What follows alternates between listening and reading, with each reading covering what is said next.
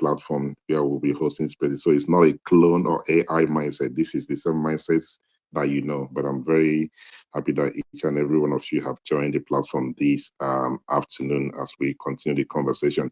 Dan and Sam, sorry, and Ola, please do bear with me for a minute. Haruna is back, so let's allow him to speak. Then we'll come back to yourself and Dan, please. Haruna, you have the mic. We called you earlier on. Okay. Sorry, I went to do some. Good morning. Is it morning? Good afternoon, everybody.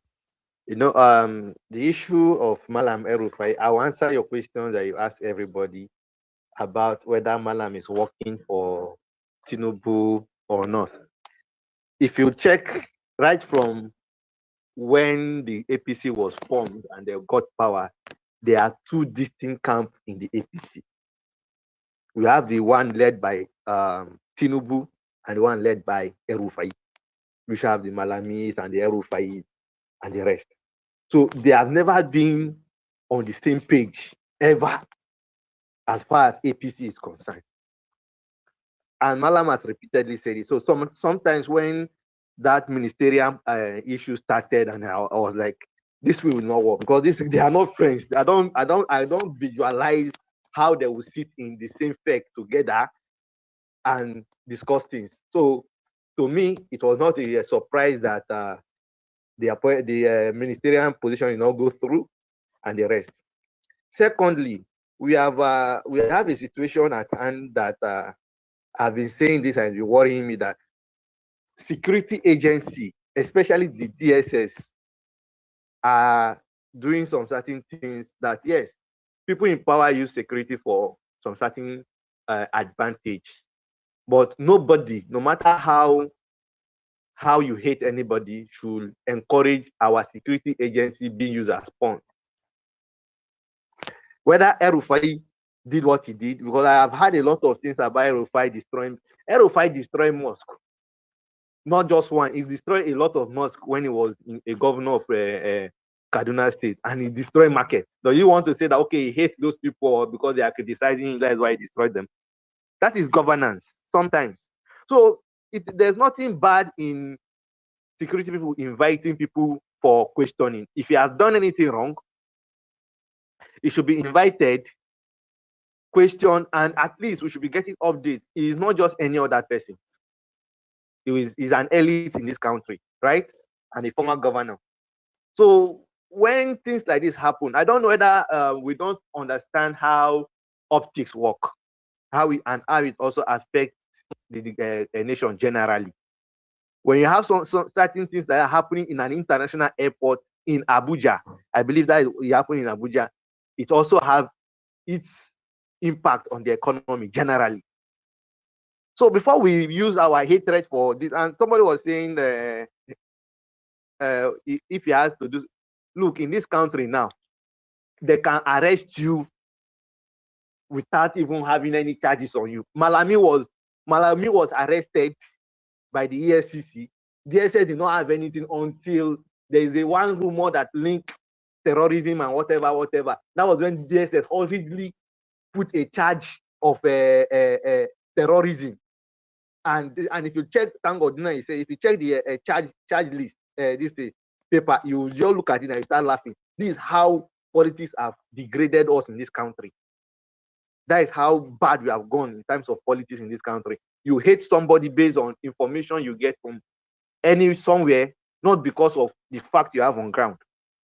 So to me, El-Rufai is a politician. They have given us, they are the reason why we have a form of opposition that we can hold on to, that we can gather and discuss about politics. If not from them, maybe I would have totally surrendered ourselves to Tinubu and everybody will just move on. But they still back, despite whatever you think about them, to form a government. So I'll give it to them, and they have supporters. Their supporters know what to do. If he's going for the FCC, this thing, they know what to do, and whatever will start from now going forward. So it's not too much of a problem. He said it, that we are in election year, that we are in election period, and anything can happen. So everybody knows the implication of whatever they are doing. Thank you. All right, thank you very much, Haruna, for your submission. I mean, it is your opinion. You disagree with a lot of some things that some person said, and some people will disagree with you. But I do agree with you on one thing that you said. I think some other person mentioned it. It was Father Ima. I mean, the whole thing that happened at the airport, I do not think it was necessary. I don't think it was necessary. If he has committed a crime, you can invite him, but the whole optics and the whole, I just don't, it's not good for our country. It's not good for the image of the country. I just don't think it was necessary. If anything, it has actually gave El-Rufai what he's clamoring for. It just sometimes politicians will look for opportunity, right? To say this, and he just gave it to him on a platter of gold. That does not mean he's not guilty, right? But I think the government dropped the ball. Whether it's somebody that's working against the government that advised them to do such a thing at the international airports, I do not think it was the right call.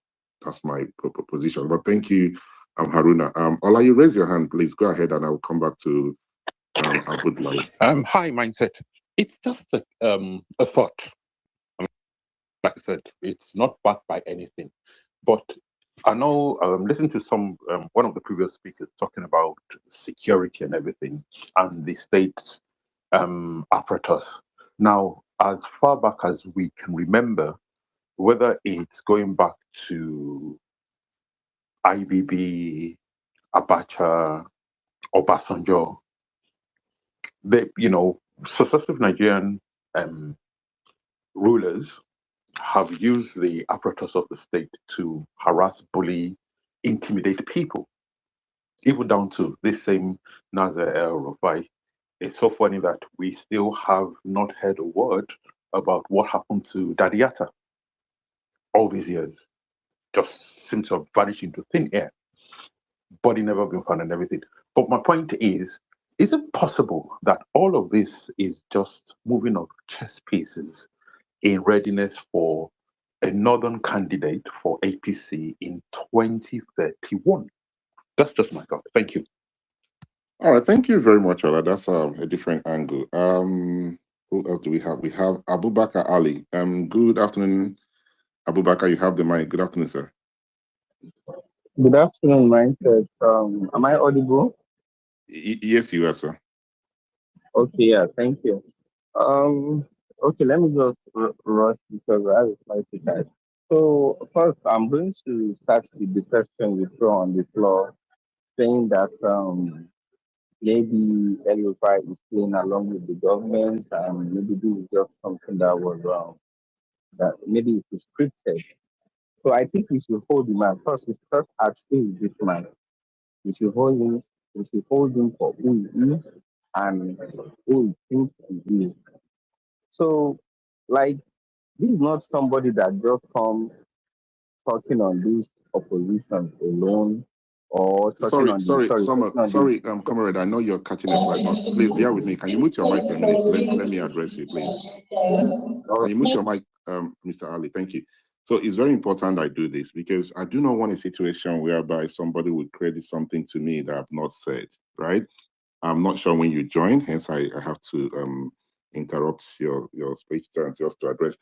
There are people out there who believe that this thing is staged. So I'm asking a question. It's not that I said it was staged. Please, I hope we understand where we are, what's being said on this platform. Because I don't want you to have that impression that Mindset said this was staged. There are people out there who believe it was staged. Do I think it was staged? I do not think so. Right? So I'm asking a question to all Nigerians. Some person say it might not be. So please, when one quotes me on what I said, not what you think I'm saying. Mr. Ali, you have the mic. Okay, thank you, Mindset. I think you missed the first part when I said I'm going to respond to the question that you throw at the floor. That was the first thing I said. I think you missed that part. So I'm not holding it against you. I'm answering it as a question that you throw to the floor generally. So I also add that part as a caveat. Maybe you missed that. So what I'm saying is this man, whatever he believes in, okay, is someone that is very blunt. It's someone that believes in his ideology and his principles. This is the man that can stand even in the north there and say, hey, even the founding fathers of the north. There was a time this man was in a conference and he's saying that he believes that the Sardonas, the Ahmadu Bello, and even the Awolos and even the founding fathers of this country did not develop the country to in a progressive way, that they only developed this for them to meet their current needs at that particular time. So for a man of such strong conviction to stand and even say those things then while he was even having some other things at stake, maybe going for re-election and other stuff, for him to say that, I don't think that he is someone that, yeah, people have their opinions about him, but I don't think he's someone that can just, okay, play along with this thing. And about him either changing terms or changing group, we should also hold him by what he said. This is a man that said, okay, his loyalty to friends and this thing is permanent and pensionable, and is also going to maintain the same position with his enemies unless when reconciled. So we should hold this man like we should hold this thing by, okay, maybe by what he says or who we think he is. So that's just and in terms of, yeah, I don't think there's anything about being nice. Nice is not actually the right thing. People will hate you. In fact, I believe that's one of most of the great leaders or successful leaders or successful business mind people. You don't see people like generally liking them or because they are trying to play nice or act nice. Niceness won't get you anywhere. You can try to you can try to be kind, to tell people the truth, to speak truth to the people, and do what is right. If I'm trying to be nice, I might not actually do what is going to benefit you. I'm just going to do what is going to make you feel happy, either it is going to benefit you or not. But if I'm being kind, I'm going to take that extra step to do what is going to benefit you and what I feel is right for you, even if it is not. So I believe because the man is not someone that appears generally to be abusing or carry a nice tone and all that. I believe maybe some other people will misinterpret him or read other meaning to what he does. So that's just my wisdom. Thank you, man. All right, thank you very much, Mr. Ali. I have to apologize to you. Maybe I didn't hear you clearly, and it might be from my end because I'm not using my earpiece. So my apologies. I thought you were making reference to myself, but thank you very much. Hopefully you don't miss your flight, but it was nice listening to you, and thank you very much once again, sir. Who else do we have? Who else do we have? Okay, I'll only pass the mic to those raising their hands, right? So, good work to do, sir.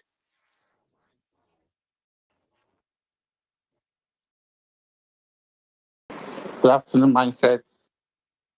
Can you hear me? Yes, we can hear you. I hope it's not too noisy here. Okay, all right. So, Mindset, having me, good day, everyone. I saw what happened with El-Rufai. I reckon that's um, the main issue being discussed this afternoon. Um, I, I just want to say that for those people that say that it's politics or not, for me, to be honest, I don't care. My feelings about this APC government is very clear. I do not support them. I wish they leave that place. But if there is any form of credible evidence that points a refer to anything that has to do with our ongoing security or corruption or whatever, whoever it is, whether Peter or B, whether it's whoever that is in any form, shape, or form involved in any form of any sort of insecurity or corruption, I don't care. Let them hold those people responsible. If it means that they're using them to win, then fine. If those other people that are being witch hunted have evidence that those other people that are currently in government are in bed with them, expose them. Let us burn the whole house down. This idea of trying to politicize everything, I think I'm fed up and I'm done with it. People are dying every day. are hungry.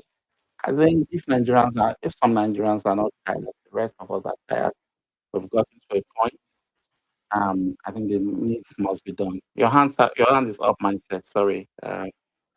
Yes, yes, sir. I have to raise my hand because it's the language matters, and some person might quote you. So when you say let's all burn the whole thing down, what do you mean by that? I mean, I'm not saying that because I don't wish any sort of war. I mean, them born to go. What I mean by that is, if it means that our government is uncomfortable and means that we don't have a government and it causes the government to collapse, then fine. For how long shall we continue in this All right. mess? Sorry, so Yeah, let me come in here. This is yeah, my opinion, right? I cannot stop you from saying your opinion. It's very important that we yeah. understand as it stands right now. Can you mute your mic, please? Let me address you. We only have one country at this point. Maybe other people have 4 or 5 countries, but Nigeria is our country, right? We're not going to take because one person is having problem with the government and we want to burn the country, then I don't think that's where we should be at this point. But I do agree with you. If the EFCC or the police find anything against El-Rufai, they should take him to court. Whatever happened to him, fine. Any other politician, be it Peter Obi, Atiku, what have you, that's fine. But the idea of burning the country, then I do not think that's what we need. So let's be very, very mindful of what matters, right? But continue. Yes, mindset. Thanks for that. I mean, I mean, metaphorically speaking, I don't like literally. Obviously, the peace-abiding good citizens of Nigeria to remain safe and be happy in their given land and space. But I mean that if it means all our elites, if it brings the end to all politicians, I'm all here for it and I'm having it. And I'm sure many Nigerians on this space 100% agree with me and they are with me with that. So I mean that's what I mean. The era of trying to say no is political something. Let's do it with that. If there's credible evidence, fine. I'm sure if I is an elite, if there is no credible evidence, it's going to find its way out. Okay. So that's what I'm just trying to this needs to come to an end. Thank you for the opportunity. And thank you for trying to clarify what I said. I think that's very important as well. Cheers. Thank you very much, good works. As you know, people would misquote here. They'll say there was a young man, I am good man, good works, who went on space that Nigeria should be burned. Why? Why is he saying that? Because somebody was arrested. So we have to be very, very mindful. And thank you for understanding as well. It helps us. And thank you for coming on the platform. So, guys, this is where we are for the time being. No, this is where we're going to be for the time being. The other platform is going to be my private platform, but in terms of spaces, we are going to be hosting spaces on this particular uh, um, handle. This is what it's all about. So the other one, I need to go back to putting news and tweeting and everything. So just to remind us, tonight we are going to discuss the report from the United States. Tonight we're going to do that 10 o'clock tonight. Please do join, and if you have any other topic that you're interested in that you would like us to discuss, please, you're welcome to contact myself, or you can contact my co-captain, or you can reach to Mr. Ernest and John, or you can reach out to Ola, or you can reach out to Comrade Ali, or the Govt, or Dan, or engineer. Everyone on this platform, you can, or Dunusi, or Bishop, or Good Works. Everyone on the platform, reach out to them and tell them, and please, we would like to have this conversation and everything. So we're just going to do that. The platform is a Nigerian platform, and everybody's welcome to air their view, but we got to be very mindful, and we're going to respect time as well. Before I go back to the Gulf, I'll let you raise your hand. Please go ahead, sir.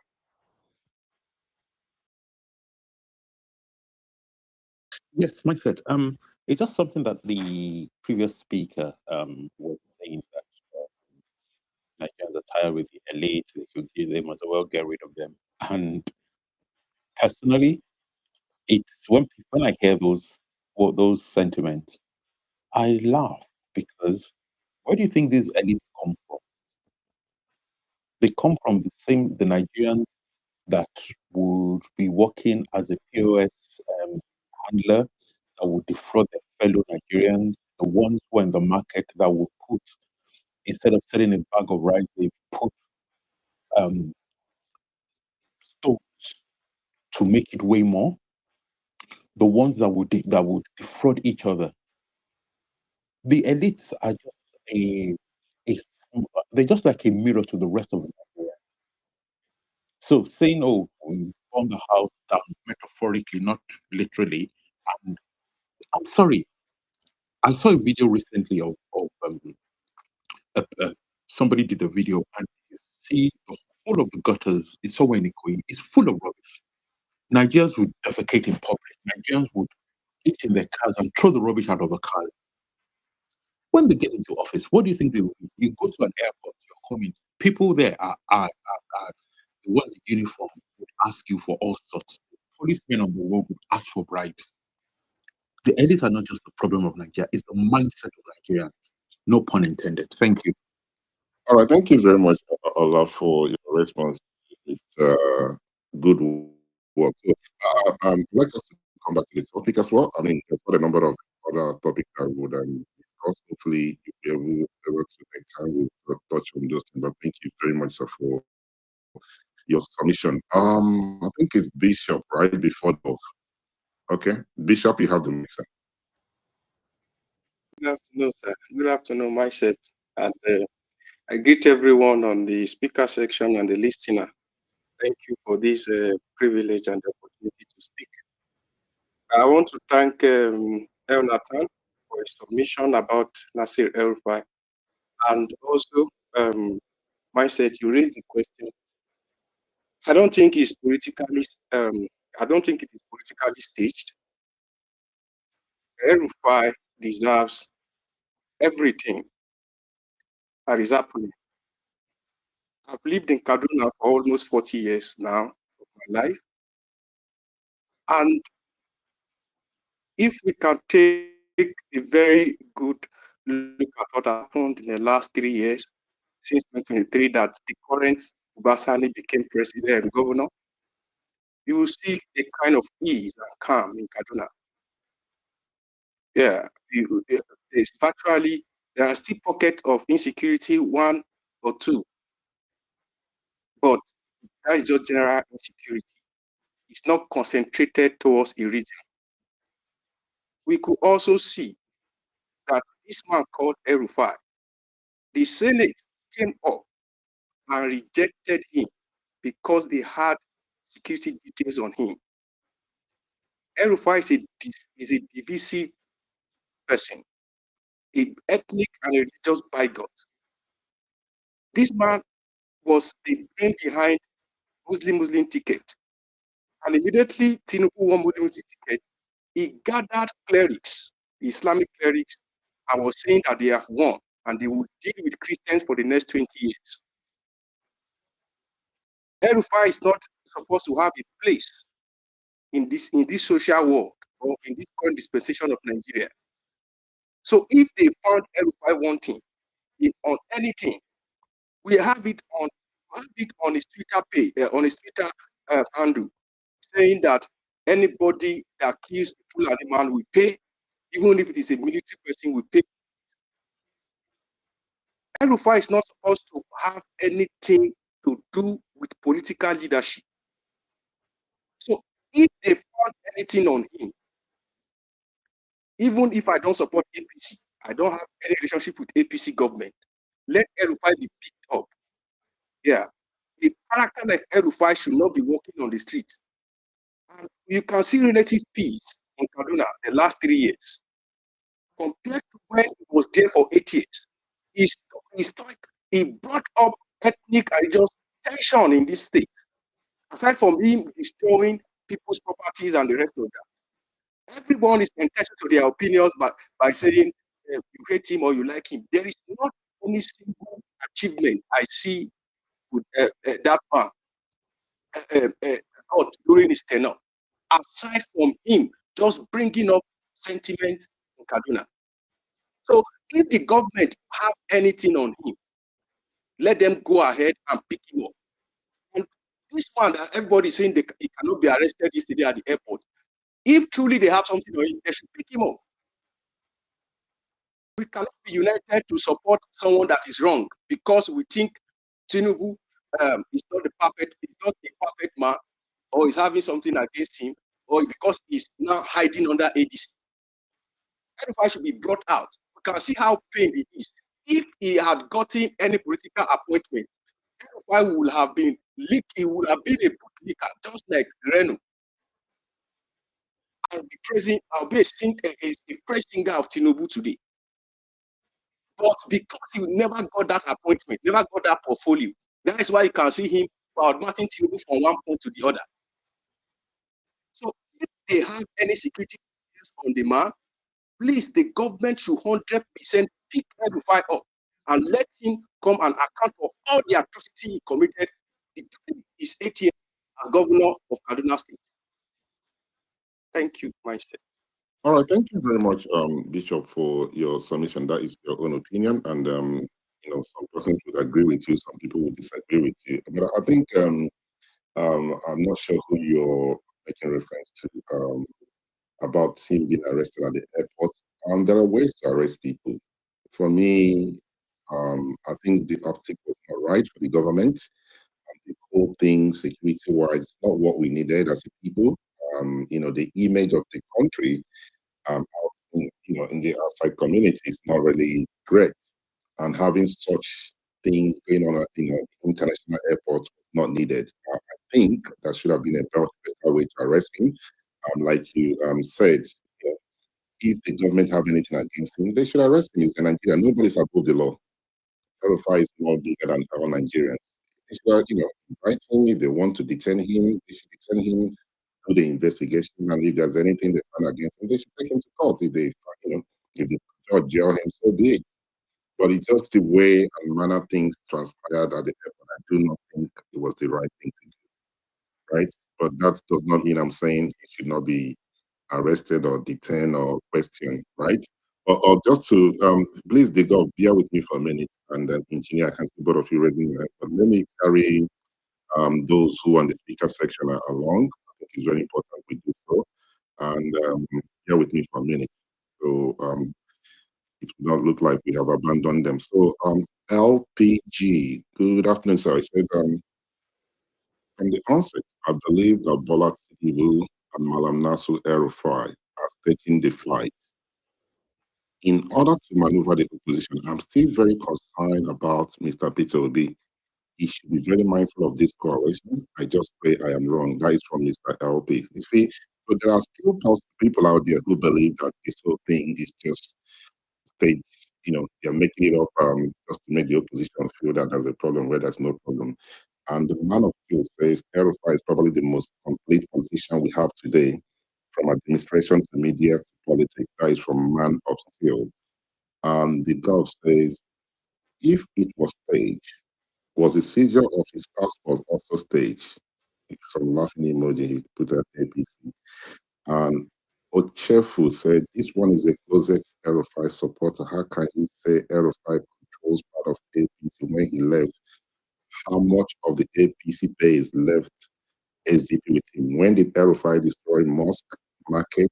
It is not just as you alleged. All right, so let's see.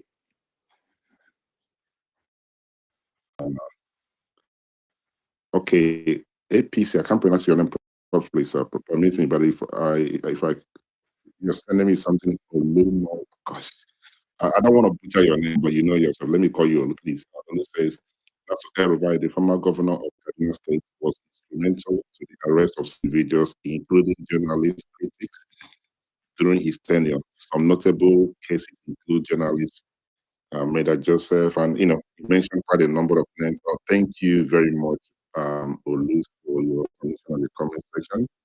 And someone is saying I can hear his voice clearly using earphone. So it appears people are not able to hear me, right? We're still having that problem. And Mr. Joseph said, what is Mr. White saying? The people he alleged arrested was in a similar manner, and they attempted to arrest him yesterday. I'm not a fan of El-Rufai, but what happened yesterday is unacceptable and must be condemned. Besides, he didn't say he shouldn't be arrested. And okay, that's fine. let's okay. And Mr. John, Annette and John put something on there. Just some of the way El-Rufai did these things. The high court retraining also from harassing Chido, I think lawyer Gloria Balasan. Okay, so there is an article there for us to read. And so, guys, if you're not able to speak, please put your comment on the comment section, and I'll do my best to read that out. And before I pass the mic, please, am I still audible? Or are we still having problem with people not hearing me clearly? Somebody can help me out. There's a comment there saying that we're not able to hear you. Please unmute your mic and help out. If anybody can, please let me know. We can hear you. We can hear you. We can hear you, Nancy. All right. Okay. Thank you very much, guys. So whoever that is, unfortunately there's nothing we can do because others are able to hear me. So, nobody's raising their hands, so I'm not sure who. Okay. Engineer, you have the mic. Good afternoon, sir.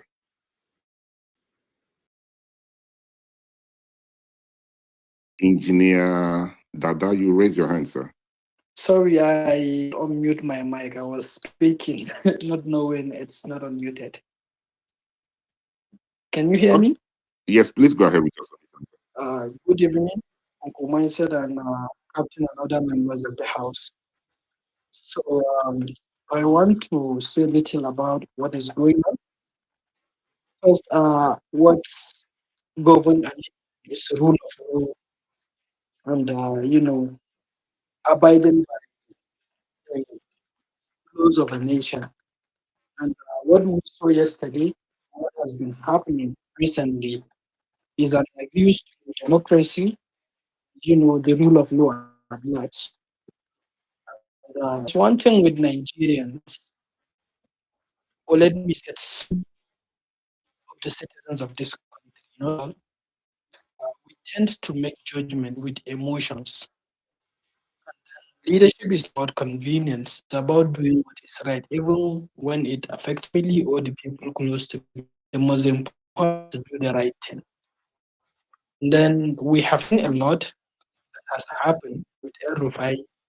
In terms of his judgment, many people feel like this guy is too ruthless or his policies are very harsh. Yes, that is leadership. You have to do what is for the good nation. Not for El-Rufai. Abuja will not be where it is today with the current ministers we have seen in the past, if not for Wike that is trying recently. I'm not a fan of Wike, but you have to, give him that respect of doing what is right. So, in case of El-Rufai, is the same. A lot of people are against him because he did what is right for Duna, what is right for Abuja, and they are still holding that malice to beat resentment. And the politics without opposition. So there is no way Nigeria can excel or prosper in terms of politics without opposition. What President Tinubu is doing, just like an authoritarian government, totalitarian, a government without opposition. Just I say this and no one stands to question it. It's wrong. Politics doesn't work that way. There should be checkmating. There should be disagreement. There should be discussion of relevant ideologies and significant discussions that will put Nigeria first, not what I want. This is how a nation works. This is how countries that excel in the world succeed. They did not work with having 30 governors or everyone decamping to the party of the president.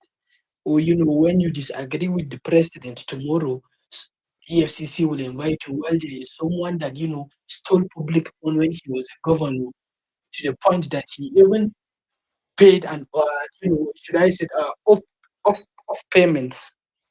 Can you see how the kind of wicked people we have? And then this is someone that is working freely now because he has decided just to side with the president. When someone that criticizes the government is being targeted and arrested, it's disgusting seeing this, to be honest, as a Nigerian. I don't believe in such kind of politics, and it's one of the reasons why I would never support President Tinubu. Because I thought he was that good, but I am wrong. Because if you, they said capacity is not just And when you should prove it yourself. You don't need to go and say, "I will do this." Let my achievements speak for me. People are saying Tinubu reforms are working. We can Nigerian common man feeling it. Is the law working like we expect? Is the economy stable like he says? Yeah, maybe I would say in terms of rate, what he's actually doing, but things are changing a little. But still, I will not comment him because Buhari left it at 800 and this man took it like 1,300. Okay, Uncle Mine said you can talk. Thank you very much, Engineer, for your submission. Because of time, I've got a question for you because there are those who believe that this sorry, can you please mute your mic for a minute, if you may? Sorry, if it's to do so, sorry. So there are those who believe that the reason Nasu El-Rufai is fighting or criticizing, let me use the right word, criticizing this government is because he's not a member of the government, and he worked hard to make sure that this government was elected. He was part of them. He campaigned for him. So do you think that if he was part of this, if he is part of it, he will still come out criticize him? Do you think he's that kind of a person? Okay, thank you for this question, Uncle Mine. First, I said I don't talk with emotions. Emotions is not part of my judgment always. If you've been following Indian politics from inception of democracy to date, those who have seen El-Rufai during Obasanjo's administration have seen how he has openly criticized Obasanjo, where he sees something is. That is one. This is tell you that if today he is in this government and he is saying something that is not really working, he is not the type of person that will, remain silent and say on when he speaks, and then the next Tinubu will tell him he has relieve him from being the senior minister to junior minister, just like what we see with what we do. So El-Rufai will definitely not keep quiet. He is part of the government if he did not eventually. That is one. And then secondly, we have seen it also with Buhari. We know how loyal he is to Buhari. But when there is, some certain egos trying to orchestrate, how things cannot emerge in the 2023 elections, he fought them. He took a government with some other governors to court to fight for what he believes or what they believe is right for Nigeria. These are clear indications that if he is part of this government, he will definitely criticize the policies that are not working. And I did not say this because it's my opinion. It's something we have all seen. And then last but not the least, what I want to say is politics is about interests. He has every right, to fight them because yes, interest comes first in politics. Everyone knows this and nobody can object this. Even US that are, trying to sanction Nigerians because of their own political interests. We are not talking about world politics. Let's talk about Nigeria. So him criticizing the government, he has every right. And even me, if I'm criticizing Telugu because I feel like I did not actually supported him. I supported that. I have said it times without him. Okay.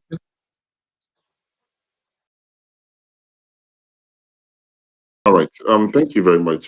Please, if you can, just keep it very brief. We do have new speakers. So, in a nutshell, this is just my belief. Maybe I just want to ask you one thing I have seen recently that has been going on the timeline, like a crisis, not directly politics, but indirectly it is. There has been should I say, fraud or a trap that's lured a lot of Africa, Nigeria, who from different part of Africa into signing into Russian military by agents that they don't even know the reality of the job that is being proposed to them. I would like us to have a space regarding this issue that we can talk and create an awareness. This is my request. I don't know if it's possible. All right. Thank you very much, we would look into it and we'll try and make time for it. As I said, tonight we are going to discuss the report from the United States. We are some names we have been mentioned, the names like the former governor of Kaduna State, Kano State, um, and then some other things that we're going to discuss. That will be tonight, 10 o'clock Nigerian time. So, but the topic you raised is something I think we need to look into. But before that, there was another topic before that. So we're going to see how we can work everything out. But thank you, sir, for your wonderful submission. I have a question for you because you're an El-Rufai supporter. Correct me if I'm wrong. There are people out there who believe that El-Rufai is working for the government, that whatever we see happening out there is just stage, it's not what it is. What is your take? Do you think this is stage? Do you think it's working for them? Do you think, I mean, for somebody who knows him very well, it's just something we don't know that you can share with. Is this question to me? Yes, sir, that's for you. This is joke and laughable. Actually, there is no way you can see this kind of heated fight or disagreement between the government and El-Rufai and take his stage. No, it doesn't work that way. So it's not stage where he's working for the government because he have said it times without number. Him and Tinubu, they are not friends. And everyone that has been following him and who knows him knows that yes, they are not friends. Maybe it's political interest that brings them together. So now the interest is no longer there. The union has ended. So that's just it. It's not stage. All right, thank you very much. So because of time, we're going to round up exactly 1 hour, 5 minutes, right? That will be 2 o'clock. So whoever that is speaking, please let's be very mindful of time. 1 hour, 5 minutes, the platform will end, and we'll probably come back to continue the conversation. But thank you very much, Engineer, for your wonderful submission. Sir, can you please mute your mic if it's set to Thank you, discuss? Uncle Mansell. All right. Thank you, sir. Thank you very much. So the Govt, you have the mic. Yeah, thank you. Mindset. Uh, it is it is a quite, I'm happy to be here again. On the topic, I just want to keep it straight and simple and short. For me, I do not think that what is going on, to make an arrest that is politically motivated uh, at an national airport is okay. Is not the best. Such constitute a mockery and a disgrace to our nation, as Nigeria. It's a very bad omen for this government, and I think the government should insist going forward. Uh, you know, all these politically motivated uh, harassment of the opposition.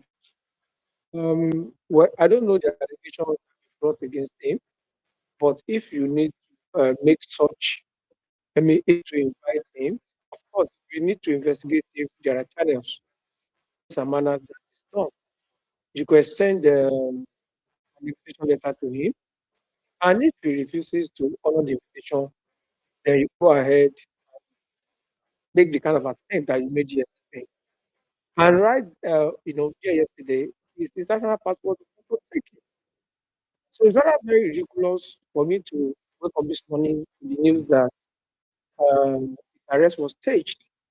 Because the bottom line is, if the man staged his own arrest, was the seizure of the passport also staged?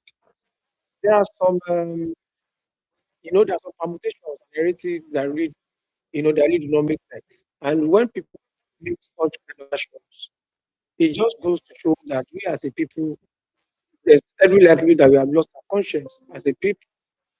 And, we have a case of Malami too, who is also being reshunned.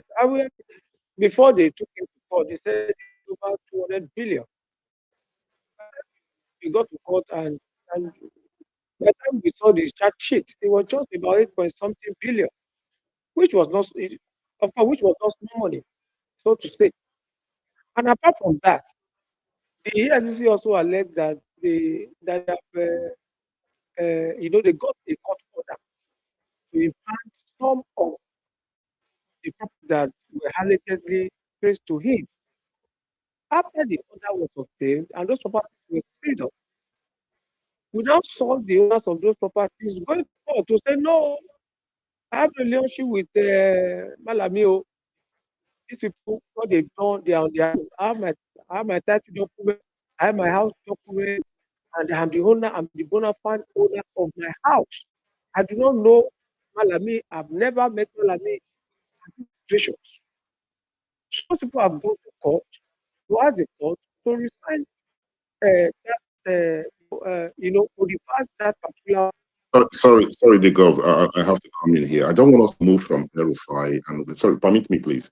We're now discussing Malami's case, right? I know you're trying to use it as a reference, but now you have just moved and we are discussing who Malami took the house. I don't want us to move from El-Rufai. Please, if you Okay, can stick to the topic, please. Thank you. okay, thank you very much.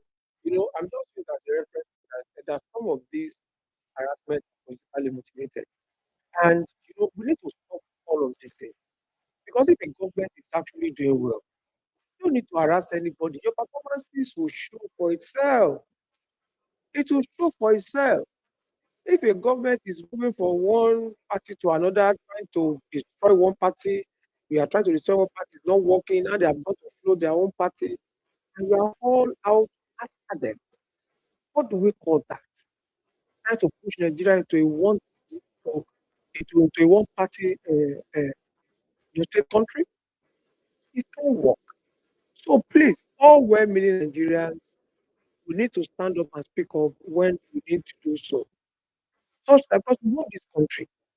If all our institutions are now used for political purposes, they were just making mockery, they were just making mockery of the whole country.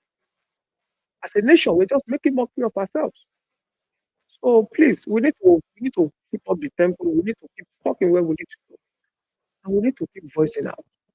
We cannot afford to have a one-party state. It's not going to work. It's not going. So thank you, myself, for all you are doing for this space, for people to be more educated on what is happening in Nigeria and to Nigeria. It is very important that we keep saying it, keep emphasizing it, and keep learning for ourselves. I keep learning from ourselves. It's very. So thank you, myself. God bless. All right, thank you very much, the Gov, for your submission. Here is my position in this, right? It's good for Nigerians to speak. Um, when anybody, whether they're in your political party or not, but you think they are being, the government is using which something that is good for everyone to speak. But then again, we have to be very mindful. We have to be very careful. We cannot just say because somebody is a member of the opposition and they have committed a crime. I'm not saying anybody has, but if it's been proven that they have committed a crime and EFCC or the police or the SCPC have any evidence, then we should say it's a witch hunt, right? It's very important we understand that. Yes, it's good for people to speak, but we must as well allow EFCC and the rest to do their job. Do I have faith in this organization? Absolutely not, because I believe that, should go after everyone who has committed a crime. But if you look at it from another angle, it will appear that they are picking and choosing, right? As they are going after Nasser El-Rufai, if they have any evidence that he has committed the crimes that they have, accused him of, he should go to courts. They should take him to court. If they try him and they find him guilty, and whatever the judge says, so shall it be, right? But I want a situation whereby not only those who are from the opposition, and we have the likes of former governor of Delta State was accused as well of money laundering, and then we have the ones from Abia State and everything. EFCC, ICPC, whatever PC you are, go after everyone that you have evidence that they have committed a crime. But let's not say because we're going to hate EFCC, or we're going to hate those doing this investigation because they are going after an opposition leader. No, any opposition leader that has committed a crime, please EFCC go after them. That is my position, right? Thank you very much. On that note, Dr. Usman, you have the mic. Remember, guys, we have about 57 minutes to round up. We have about 57 minutes, so we've got to be very much time. Dr. Usman, the mic is yours. Good afternoon, my friend.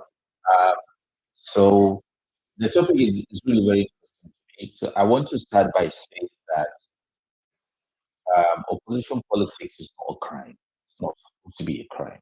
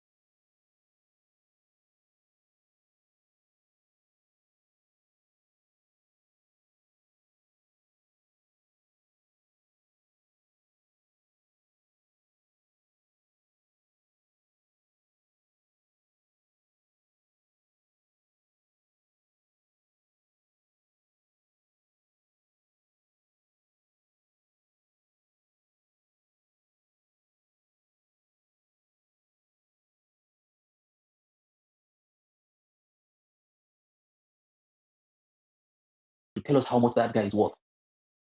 Where did he get the money from? Where are the tax returns for the money that he has?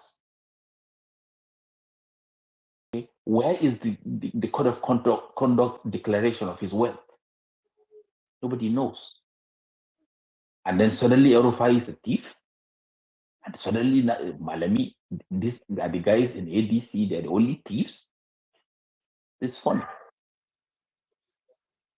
Country that we're out of, we don't apply justice.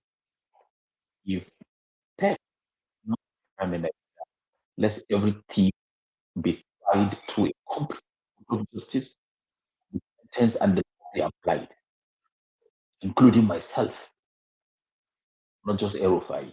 Let Tinubu and the people who are running around arresting everybody come and tell us that they've never stolen anything. And then I'm going to ask them, where are they getting all the money that they are doing the lifestyle from? How much is their salary cumulatively? Where are the tax returns? So we're not kids in this country. This opposition thing that they are doing, I wrote it yesterday on my Facebook and said, look, whoever is advising Tinubu to arrest El-Rufai is not advising him well. Because this El-Rufai is going to bring down anything that happens to this El-Rufai that you see that you think people don't like, especially in the north, is going to become that gunpowder that is going to bring down this administration. And I'm challenging Tinubu to try jailing El-Rufai or killing El-Rufai or doing something wrong to El-Rufai and see what's going to happen. Citizenship or nation building is not about you don't like somebody. I don't like Tinubu. But because the laws of the land put him in that office, I have to accept it. So if Tinubu and the people working around him don't like Nasir El-Rufai, they don't have to like him. They have to use the law to punish him, not just to go after anybody who is saying that this government is a failure. This government is a complete failure. And there's no sensible Nigerian who is not tribalistic, who is not feeding from their table, will go and queue up on election day and put a single vote to Bola Tinubu and his goons. Anybody who is doing that doesn't know about nation building. You don't build a nation on a very weak, corrupt foundation of institutional capture. I have never seen an example of a country that has been built by one individual, making sure every other instrument of state is working for him or her and not the country. Thank you. All right, thank you very much, Dr. Usman, for your submission. Let me respond to some of the things you said. You talked about Ahmed Tinubu trial, and you said that you don't know what happened to it. Please correct me if I'm wrong. I don't want to misquote you before I respond. That's what you said, right? Yes. Okay, so in 2011, that trial, he was acquitted. So he was taken to court, and maybe he got a good lawyer, and then they look at the case. He was acquitted. So let's put that on one side. But another thing here is you see, like you rightly said, you don't have to like El-Rufai. You don't like him. I'm not sure that's what you said, but it appears something of such that you're not a fan of him. But then again, the government, it appears that is using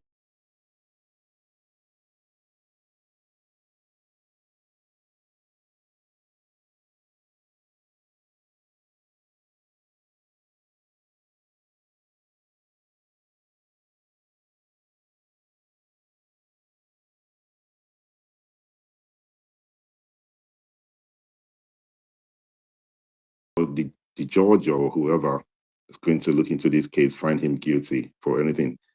He should be tried. He should serve his sentence, and I don't think heaven is going to fall. Okay, so let's not threaten the government by saying if this happens, then this will happen. I don't think that's where we should be as a country, right? If El-Rufai is not guilty, if he has not committed any crime, I do not think he has anything to worry about, right? He can go to court, get his lawyers, let the lawyers have the case, but let's not threaten to say, oh, if him something, what committed this crime, right? So we're just going to be very careful with these things. Only if there's something else I don't know that you would like us to know, but I don't think that's what we need at this point. Let him go to court and face. Let him attend. They have invited him. He should go there and visit the EFCC. Say, guys, what are you talking about? I have not committed these crimes and everything. And if there's nothing, let them let him go free. Let's not threaten the country that if you arrest him, let them arrest him and see what would happen. I don't think that's where we should be. But you raise your hand. Go ahead before I pass the mic to Aye. Yeah, so I just want to clarify this. What I'm saying is that I'm not placing El-Rufai above the law. I'm not placing anybody above the law. What I'm saying is that this is a clear witch hunt and there's a trend to it. So if they want to start this a few months to an election time, if they want to, the modus operandi is for them to start arresting everybody who disagree with them.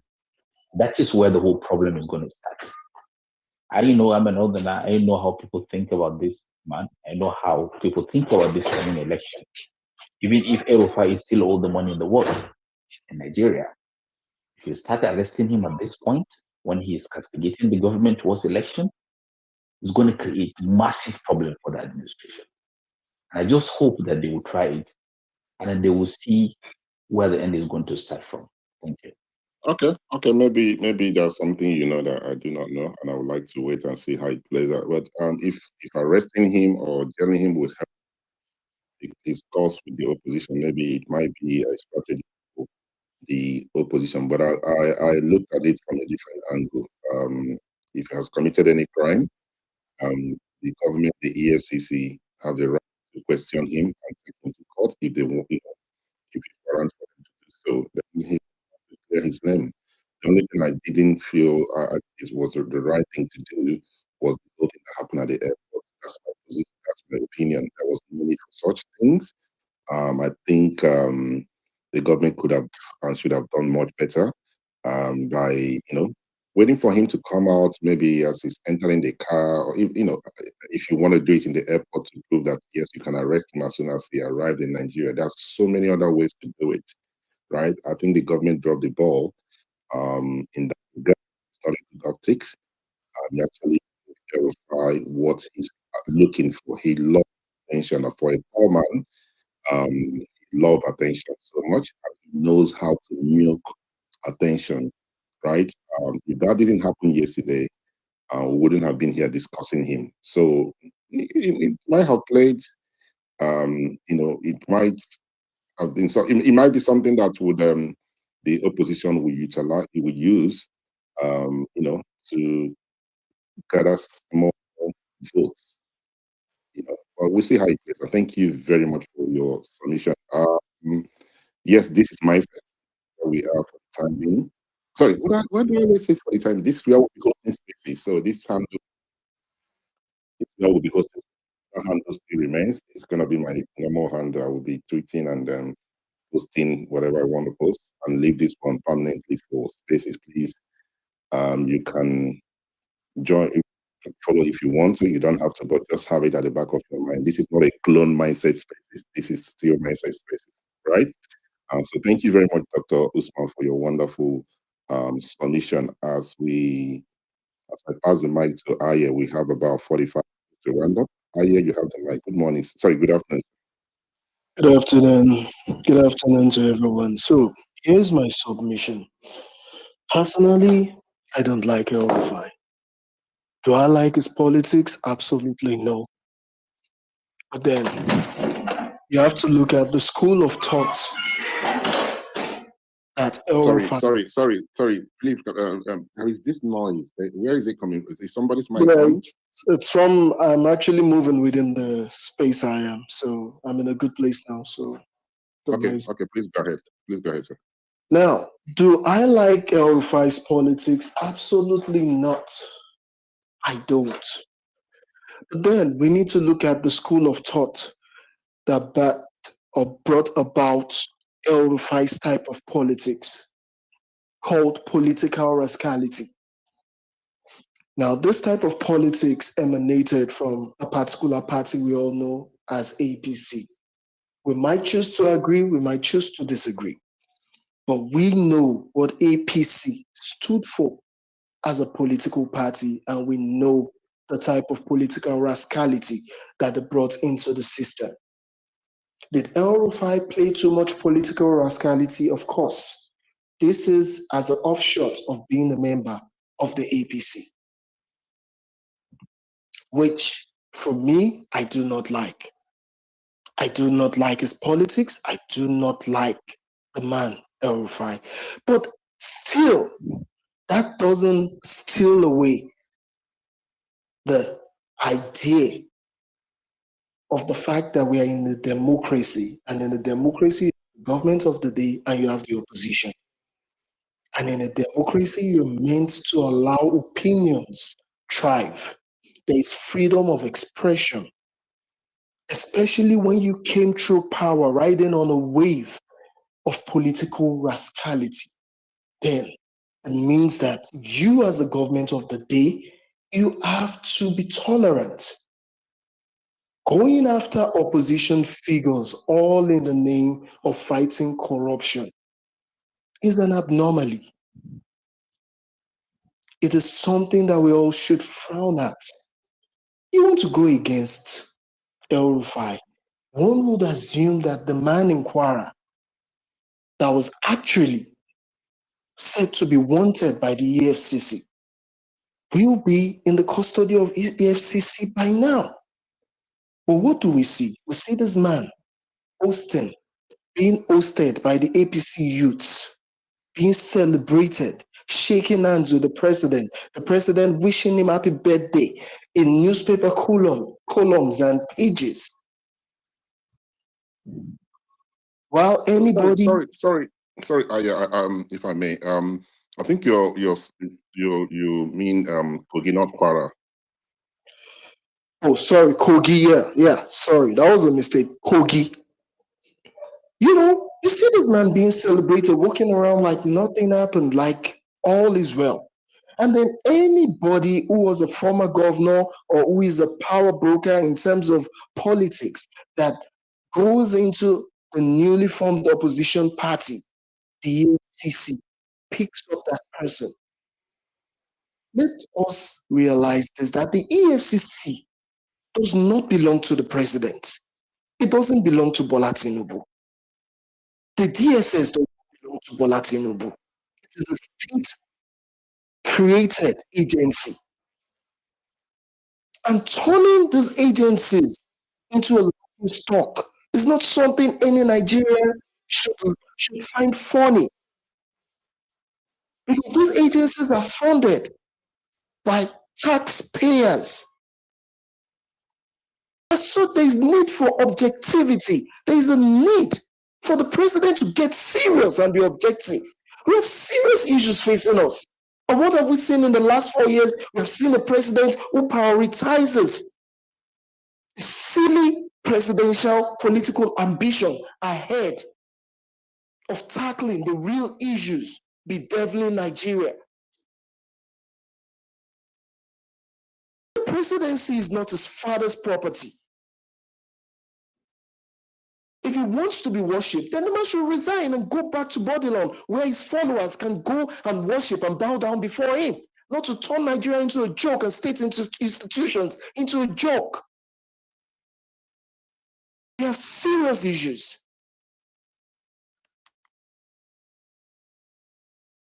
And those serious issues should be tackled.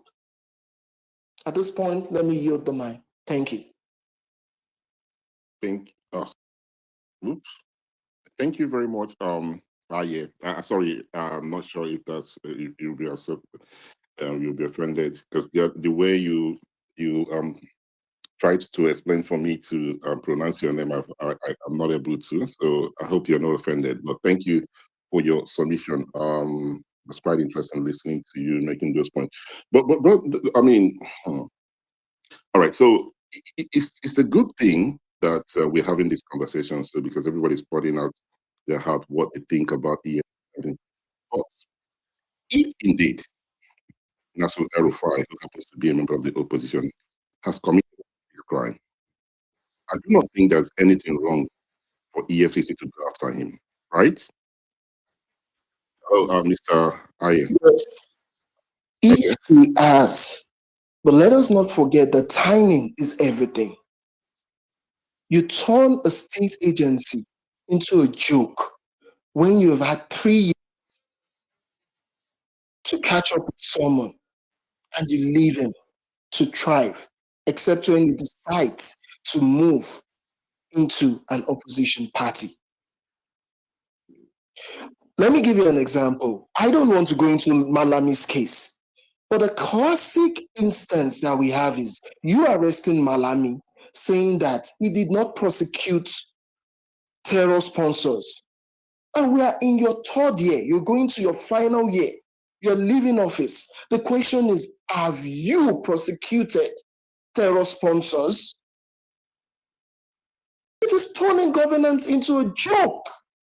The timing and the way everything is arranged seems suspicious and is turning governance into a joke, turning government agencies into a joke. If you know that these issues actually existed, you should have acted proactively, probably in your 1st year. I don't have a problem with you arresting anyone who has gone against the law, but don't do it in such a way that government agencies will look like clowns. That is the bone of contention. Thank you. All right, thank you very much, Aye, for the response. So, guys, we have exactly 37 minutes. So let's be very mindful of time so we can carry along with those who's on this comments on the speaker section and bring up some of those who are requesting for the mic. Adebayo, I believe you're the next speaker. Adebayo, I'll go to Olufemi. Okay, Mindset, thank you very much. Good afternoon. I'll be very brief and I'll be very direct. The last speaker, Ayuko, I heard him. and I heard what you had to say. To some of them that are that made their submissions, the correction you've been giving to them. See, one thing that I want us to understand is this: do not commit the crime. If you commit the crime, be ready to do the time. It doesn't matter when the law catches up with you. It doesn't matter either it is election period, either you are in the opposition, either you are not in the ruling party. And mindset, I want to thank you because you have emphasized that already. So the timing for me doesn't really matter. And secondly, I don't know why people are always afraid of being, taken to the law. If you are agreed with the prosecuting agency or department, you also have the right, to take them before the law, prove your point. And of course, if you are not guilty as charges, the law will take the decision. At the end of the day, the law should be what every one of us should just focus, not the person of the presidency. No. If you are that afraid to face the FCC, then don't do the crime. That is all I have to say. Thank you for having me. Myself. All right. Thank you very much, Mr. Adebayo. I'm not sure what you're thanking me for. I'm just trying to balance the conversation. Maybe for today, it would appear that you're kind of agree with myself. Maybe tomorrow you disagree with me, but I do believe that if anybody have committed any crime, whether you're in the opposition or in the government should go after such person. As I said earlier on, there are other governors out there or former governors out there who I hope that if the BCC are not picking and choosing who they want to, we have the likes of KZ Bazu from Abia State. I think they should look into his case. We have the likes of the former governor of Delta State, Ifan Yokowa. They should look into that case. And then those that talked about, I think it was Mr. Aya that spoke about Kogi. Now, the Kogi case, the way EFCC Nigerians, I didn't even believe they were going to do anything. EFCC chairman, when he came on board, his promise, I'm paraphrasing now, that if he's not able to convict this guy, he will resign, something of such. Please don't quote me. I'm just saying, but it's an individual right now. What's happening released to him, he has not been released to him. So what we want as a people is a government that will go after anyone that committed a crime. So when the government proves to Nigerians that it doesn't matter whether you're in our party or not, there's some persons who believe that this is with something will say, not really, because what about Okezi Bazo? He's there right now. What about Ifan Yokowa? He's there right now. So it's very important the government balance this thing up. But thank you very much for your submission. I think we have Olufemi, right? Olufemi, you have the mic, sir. Sorry, am I still audible? Nobody's responding. So, Mr. Mo, you have the mic then, since Olufemi is not responding. Hello? Ola, are you with us?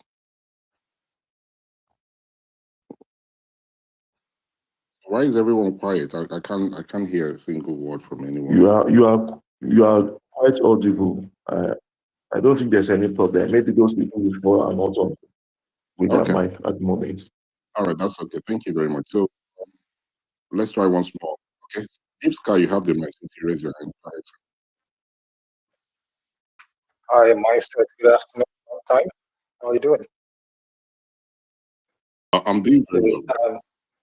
Thank you. I think this conversation now is exposing the flaws with Nigeria. If I recall, for so many years now, EFCC has not been made function, anti-corruption function when it comes to political office holders. It has become to attack opponents, political opponents. So let's not pretend like it just suddenly started happening under Tinubu. Under Obasanjo it was used, under Jonathan as well, under Buhari. Same abuse. We saw it happen under Buhari, right? Buhari used it against Rochas culture, and when Rochas said this for presidency, so what they did to him when he started praying and begging Nigerians to pray for him, right? So it's not new. So Tinubu doing the same thing to El-Rufai, I'm not surprised. Like, was it not a few years ago that El-Rufai was doing the same thing? El-Rufai was part of it was one of the kitchen cabinet of the Buhari administration. What? Well, so they just sit after a politician that they don't like. He even went as far as dealing with journalists in his state. So there's nothing that El-Rufai is getting today that he has not done as a sitting governor. Right? So we are talking about abuse of power. He has done it. Does that mean that I support Tinubu? The answer is no. But the point is, there is nothing new. And even if you turn the table tomorrow, and you let's say, oh, ADC in 2027, El-Rufai becomes the president of Nigeria. El-Rufai will do the same thing. Short, he will probably might do it to the current sitting governor of Kaduna State, who probably will argue sabotaged him. He might also choose to come after what's his name, the current NSC. He might even come after you mindset, because I know on a few occasions you have hosted spaces where people have, countered his own kind of politics, because that is where he moves. So I'm not going to come and stand here and come and start saying, what he is doing, because it's not new. He's not different. Tinubu is not different. Understand? They play the same kind of politics. They don't believe in free politics. They believe in hunting their opposition. So the people who are in between all of these things are the ordinary Nigerians, me and you, right? Because look at it now. We all advocate for, we are what? Pro-democracy, pro-rule of law, anti-corruption. But now we are not picking and choosing when it is right for the government to go after supposedly corrupt politicians. And that is the problem I have with Nigeria as it stands today. Because you just condemn this one today. Tomorrow, one person will just come and start taking your side and start. Because all of this thing is simply because he moved to he's in the opposition. If he's in the APC, nobody will come after him. He will be celebrated like the former governor of Kogi State. I don't see anything. They should fight. Tinubu should do his work. Go after him.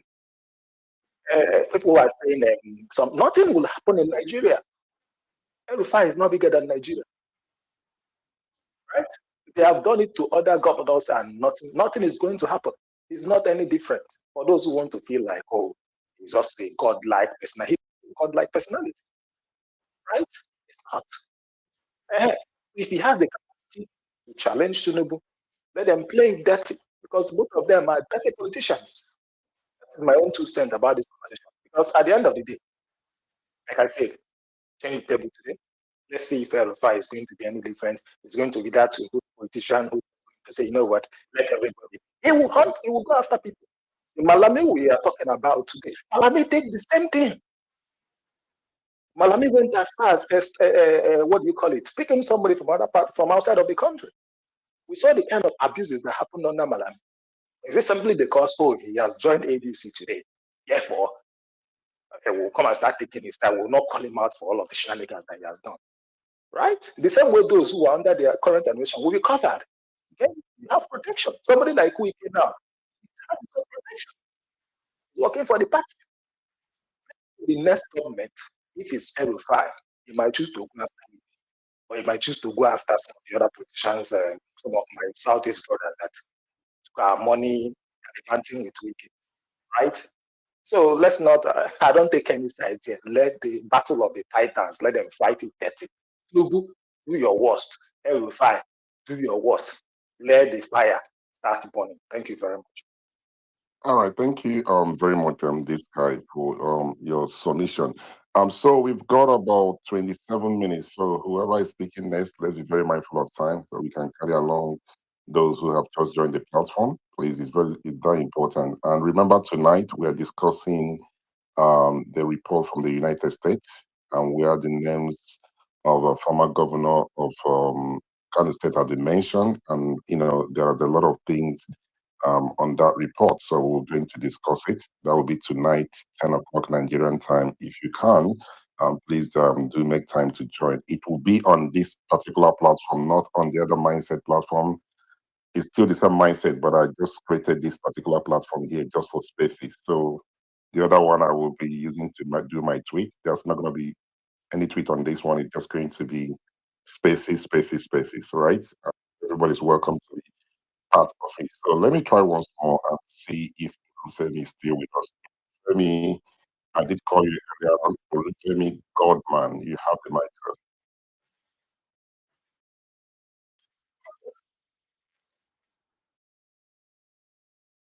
All right. It appears he's not responding. Let me try. Mo, are you with us? I am Mawa. You with us? All right. Thank you. So if anybody's not responding, please, guys, I'm going to remove the person as a speaker so we know how many. Mo, please, are you still with us? I want to make sure that you guys are able to hear me. I'm still audible, right? Okay, that's fine. Since nobody's raising their hand, it's only Mr. Adebayo raising his hand, so I'm going to pass the mic back to him.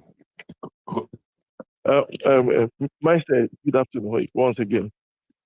I don't know if you allow me to speak maybe in the next 1 minute. I'm just about entering my car with somewhere, but I will speak just 1 minute. Okay, that's fine. If it's safe for you to do so, please do let us know when you're free to speak. Then raise your hand. I'll pass the mic to you. Okay. So as we wait for you for a minute or so, let's pass the mic to Gege. Good afternoon, and thank you for joining us.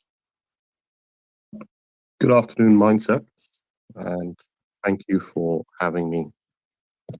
Well, this is an interesting question, the El-Rufai problem. There's something I often say on Twitter, which is volente non fit injuria. It's a legal or Latin legal phrase, which basically means if you knowingly create a dangerous situation, and then that dangerous situation causes you harm, you only have yourself to blame. And one of the problems with Nigeria, and this is something that ordinary Nigerians need to understand. If we don't understand this principle, then we'll keep going around in circles. People have to learn to face the consequences.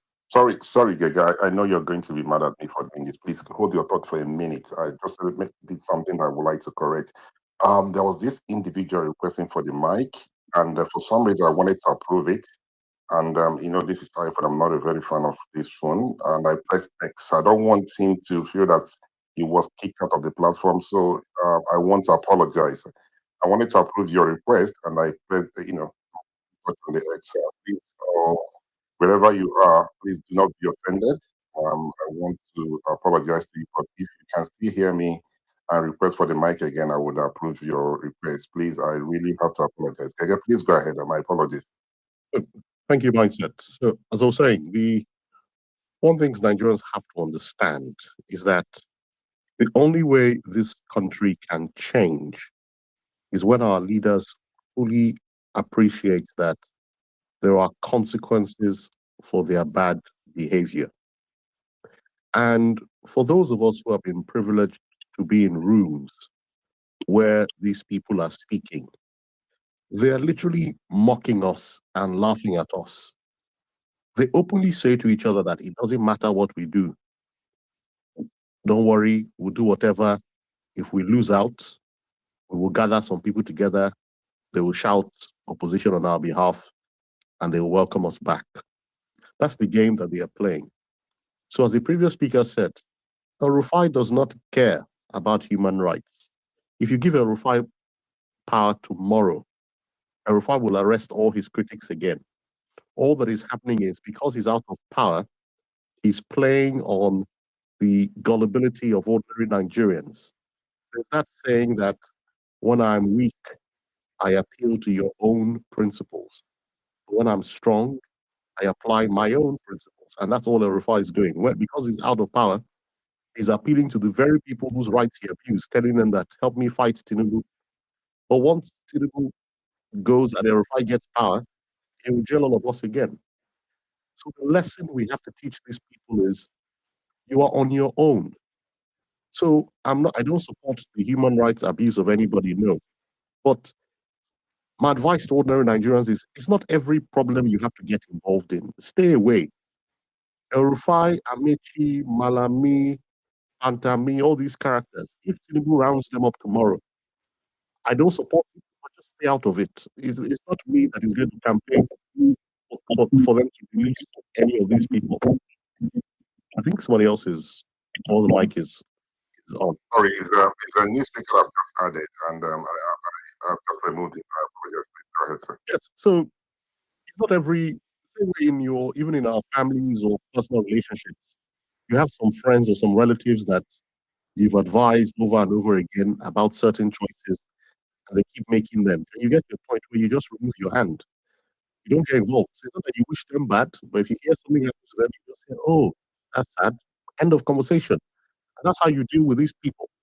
I mean, Daddy Yatta is still missing.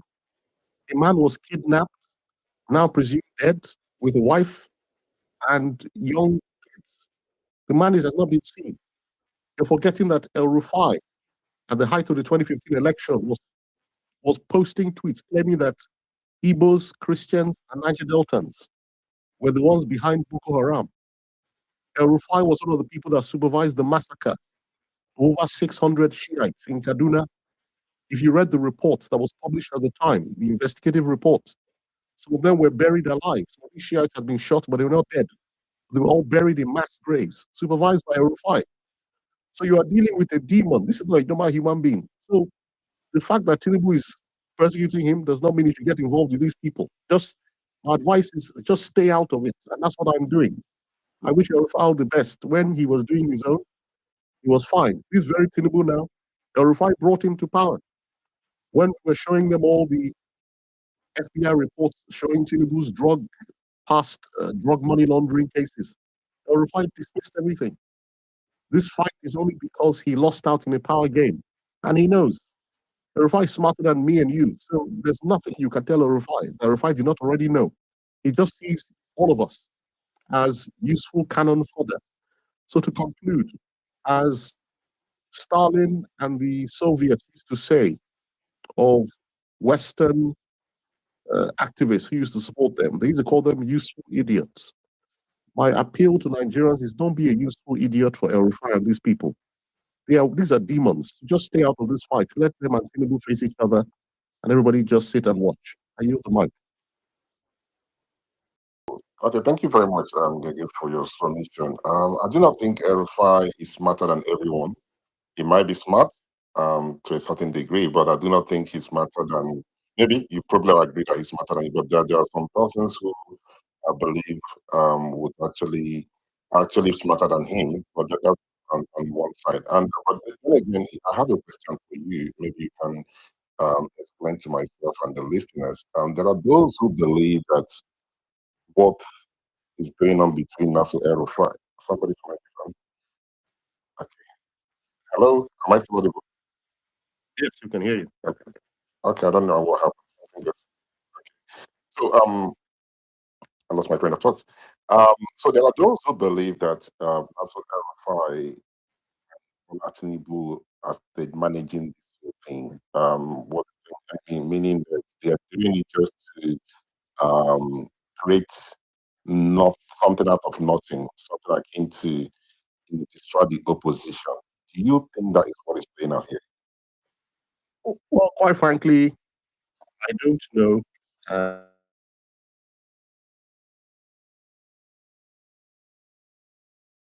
First of all, El-Rufai's own son is still a legislator in DC. So if your own son cannot go and fight for your father, then you want ordinary Nigerians to go and fight for your father. These people must be joking. So I don't know what game they are playing. It might be true, it might not be true. But I doubt it.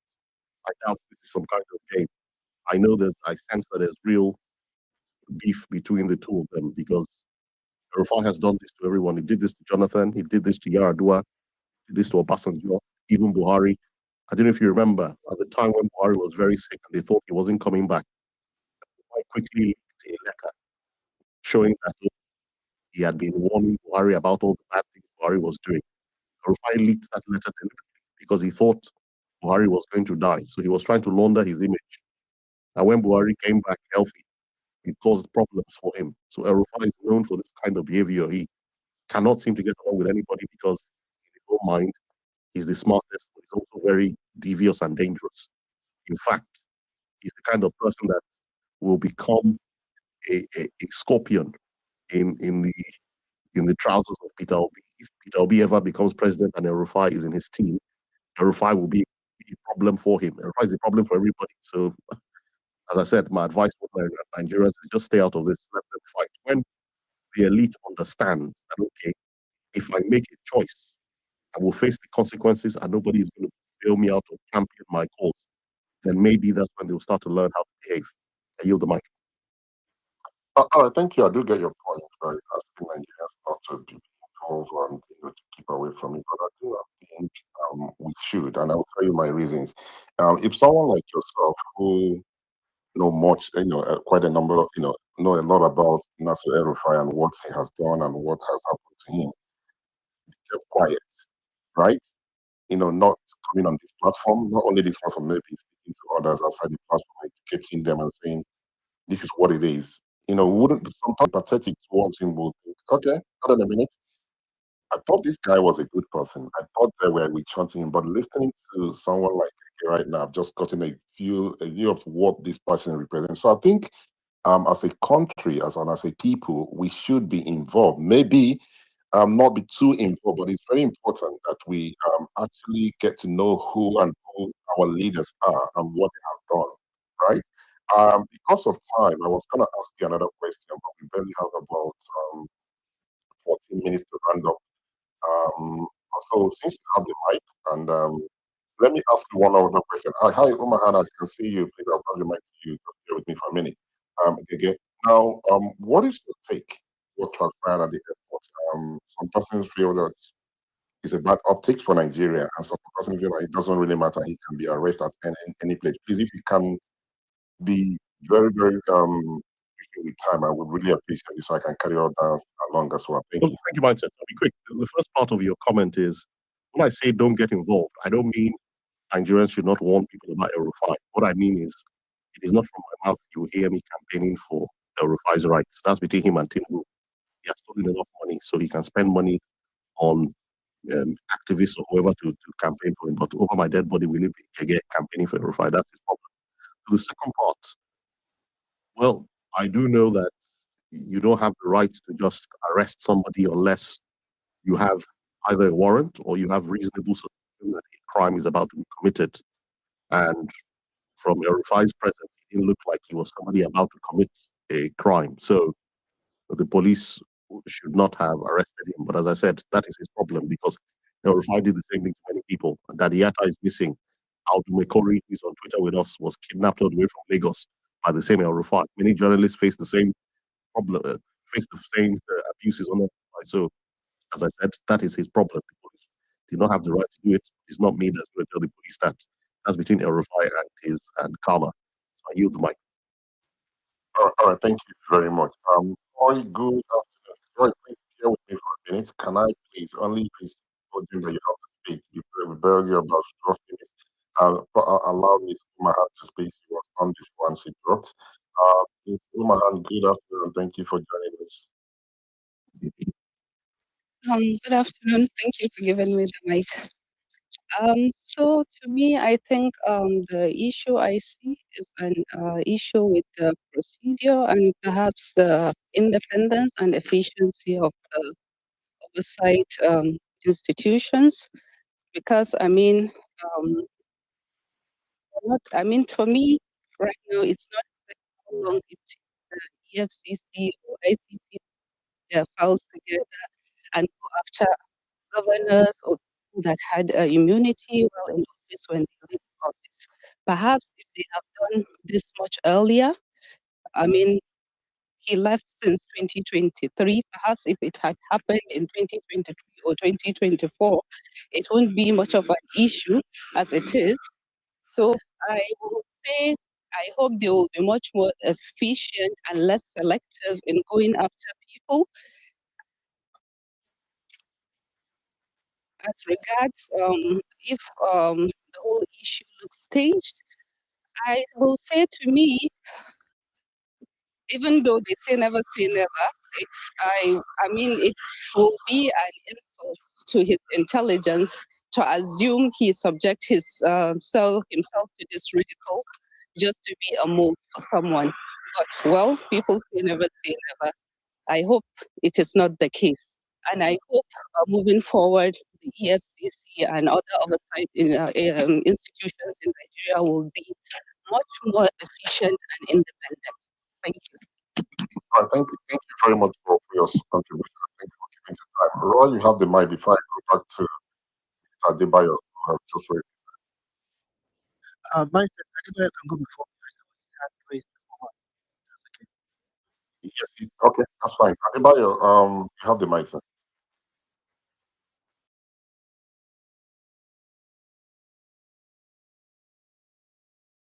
Adebayo, if you can hear me, you have to unmute your mic and speak. Okay, thank you, my sir. Maybe just less than 1 minute. I just have a question. All that have been discussed is fine with me. Just this question. And I want, if you have any lawyer in the house, maybe they can put me through or answer the question. If you suspect that there is a particular individual that's supposed to have been questioned by EFCC or any of the law enforcement agents and the government did not do so, can we, as individuals, do we have that power to do so, to so act and question the individual, either in government or not in government? Can an individual, a citizen, go ahead and either petition the AGF or take the person to court as individual? Is it possible? Right, Mr. Nathan is no longer on the platform. Dan is not. I'm not sure. Please correct me if I'm wrong, sir. You're a lawyer, right? Hello? Yes, I'm a lawyer. Oh, okay. My apologies. So we do have so please help me. I'm not a Nigerian lawyer. Okay, this you got me. Okay, so with the experience that you have and everything, in international law, let's look at it from that angle. Are you even if just to give us 1%, it might not give us everything. Mr. Adebayo to get a bit of clarity of how this thing process works. You mean in terms of whether they would like to arrest El-Rufai?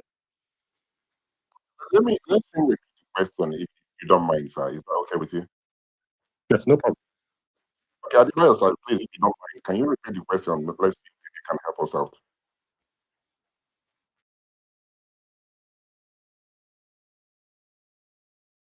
Adebayo, you have to boost your mic. We're not able to hear you. Yeah, please come again. I can't hear you. I'm little away from my phone. Okay, so I said we have a lawyer, Gege. So if you can repeat your question again, please, he might be able to respond. Give you the answer. Okay, yeah. My question is, can individual hold any of these people that are, be in office and they believe that they have not been tried for any financial or otherwise crime that they have committed? That's just the summary of my question. Thank you. Well, I think the ones in power, especially like the governors and the president, they have immunity from criminal prosecution. So I don't think you can. Once they've left office, I know in England or in the US, there are court processes where you can get an order compelling the Attorney General to prosecute, or the Attorney General can give you permission to pursue a private prosecution against them for criminal act. But as you know, in Nigeria, it's potentially possible, but with the judiciary and legislature and attorney general in the pocket of the president, that is unlikely to happen unless the person is an enemy of the president, and maybe the president wants it to happen, but I doubt it's something that would happen. All right, thank you very much, Mr. Adebayo and Kege. Thank you for your response to the question. While you have the mic. Thank you so much, Mindset. And pardon me, I've listened quite a bit, in fact, a lot from morning, but of course, there are sessions where I missed. And that's because I'm under a lot of fire right now, going through an audit. But you see, if there's anything I always like to contribute is discussions around El-Rufai. For one, I'm a Kaduna boy, and two, I've always said that El-Rufai is the most dangerous Nigerian politician alive. And pardon me, I don't know if you like that said on your platform, but I mean, I have my reasons. Now, one thing I've heard across different speakers is an acknowledgement of El-Rufai's intelligence. So that's aside. We also know historically that he has been in public service for more than 2 decades. That's also a fact. But what use is that intelligence added to public service, and we don't know what the outcomes are? What has he left in as a legacy of intelligence and politics or public service? We are not short of intelligent people in Nigeria. Go to universities, go to secondary schools, and I mean, just look around, and you'll find a lot of intelligent people. So if we have such intelligent people, and they've been given the opportunity to serve publicly, what is the legacy they've left? Well, if you want to talk about reforms, if reforms that somebody initiated only last up to his last day, that reform want to do. But as a collective, the politicians don't think they owe Nigerian service. That's very true, because El-Rufai today is is given the impression that he's being hounded the same way he did under Jonathan. But you see, one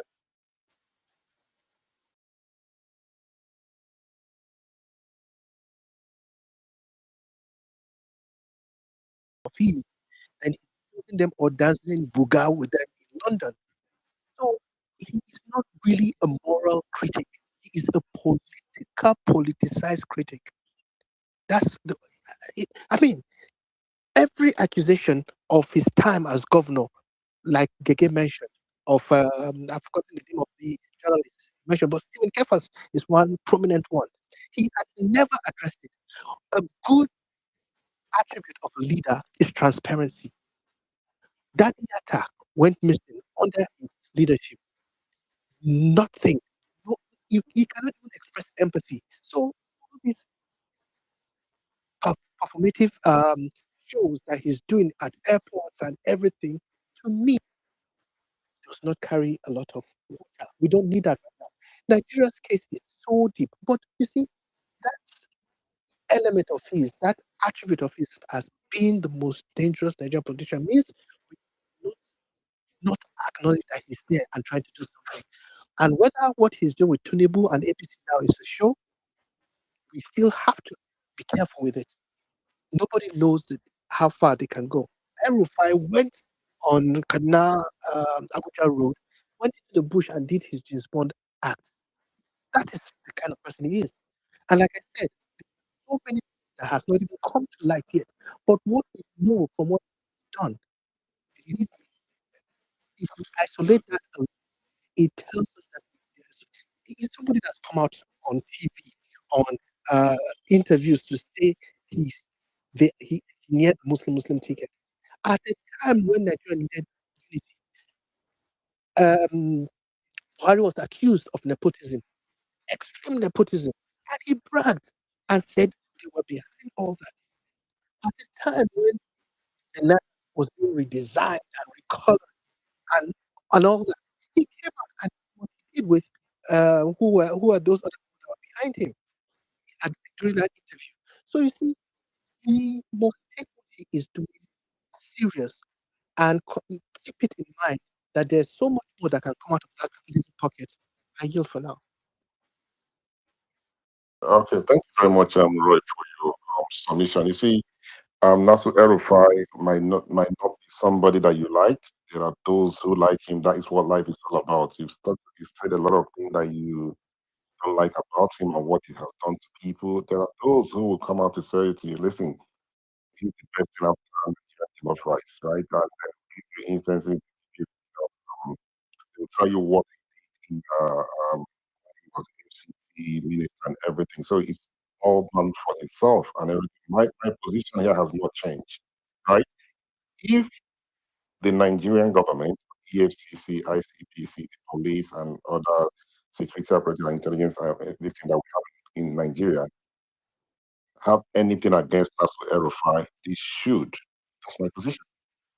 Invite him, arrest him, take him to court, let him go and have his day in court. Nobody's above the law.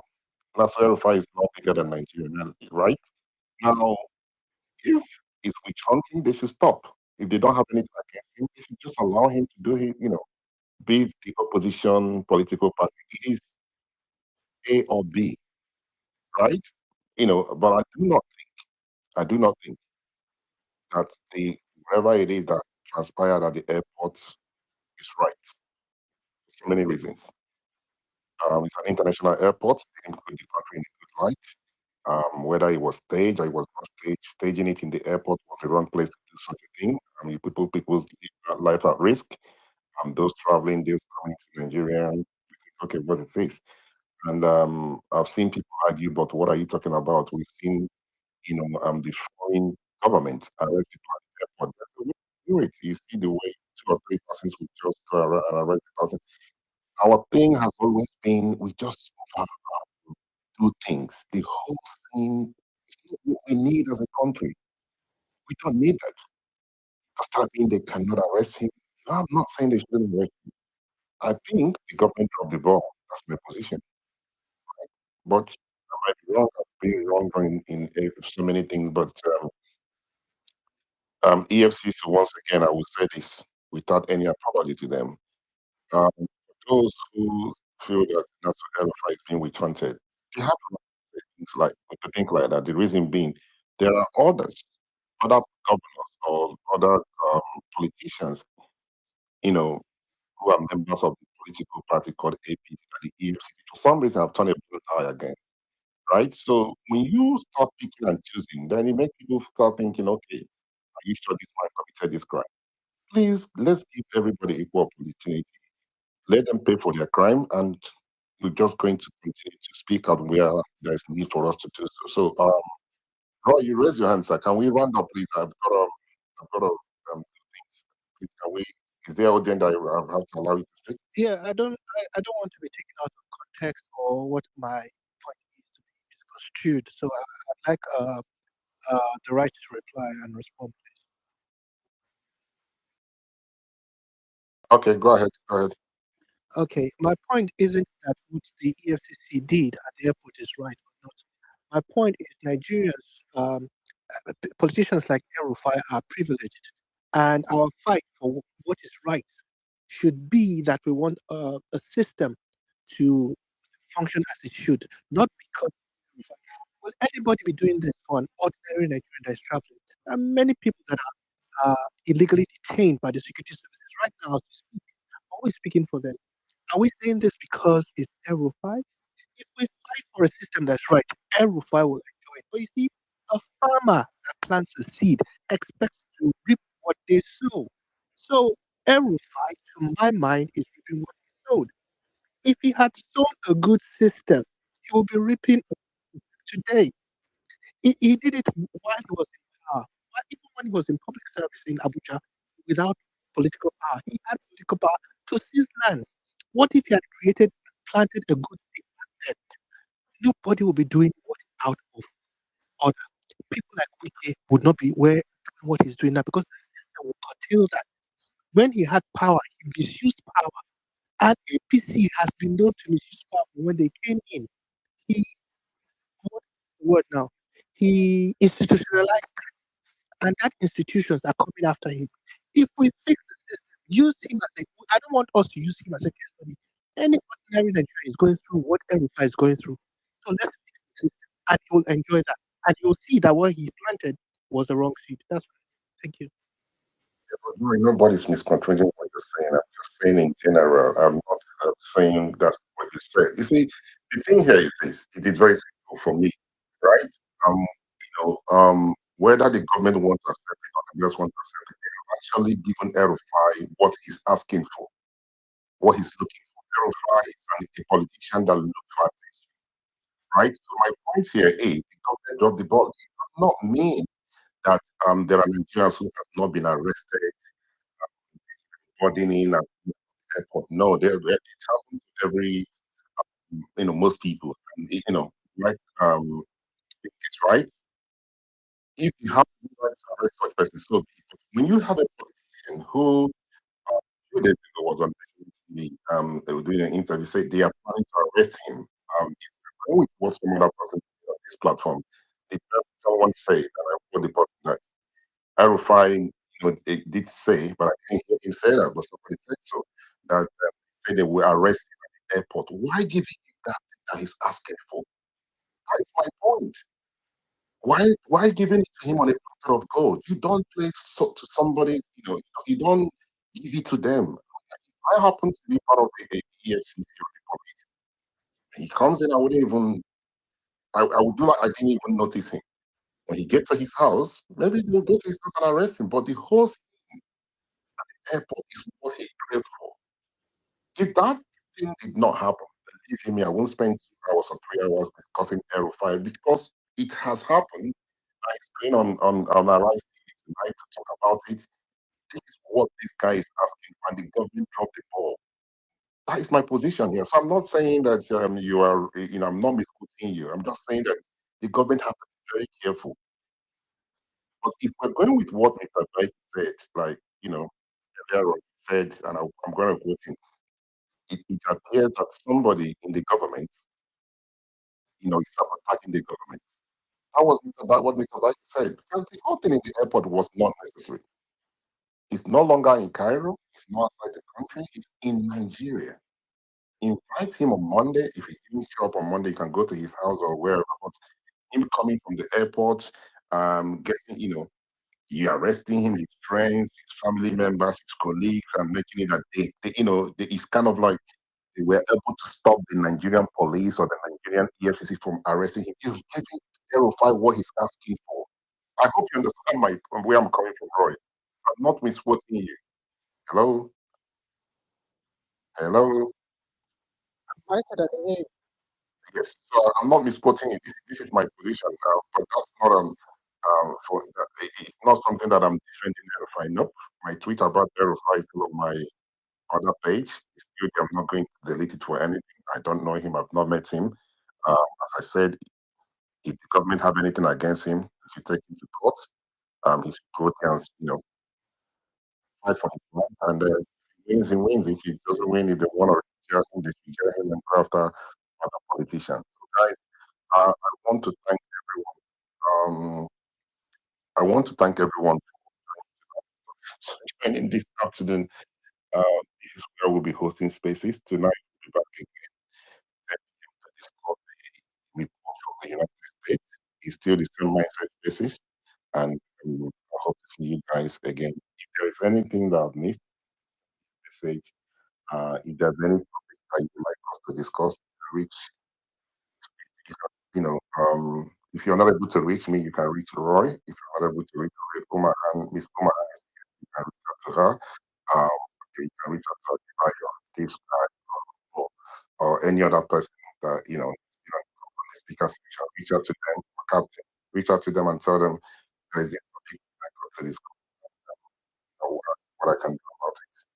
But on that note, I want to wish you guys a lovely